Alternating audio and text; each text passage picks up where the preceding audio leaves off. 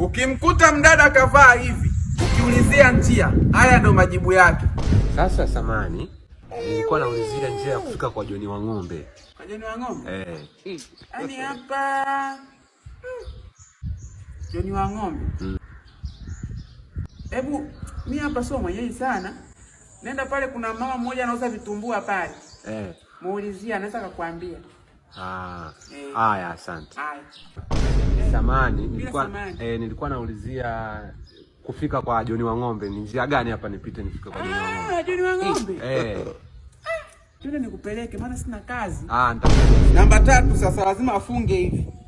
Bwana, naulizia njia ya kufika kwa mzee John Wang'ombe. John Wang'ombe? Nimesikia kama anapatikana mitaa hii hapa. Wewe unaendaje sehemu upajui? Sasa ndo kama hivi nauliza. Shoga yangu nakupigia mara moja, maana nakupigia shoga yangu, samani. Tutaongea samani. Wewe naye bwana unapenda sana tuongee. Nitakupigia. Dada, naomba unielekeze niondoke. Kaka, kwani hauna simu? Simu sina, ila na imani ukinielekeza nitafika tu. Sawa. Wewe nenda pale utaulizia mbele, mimi sipa. Shoga yangu, nimekwambia. Napenda jina la kwanza kwa sababu mimi nikishapokea huo mchezo. Mimi nikishapokea huo mchezo.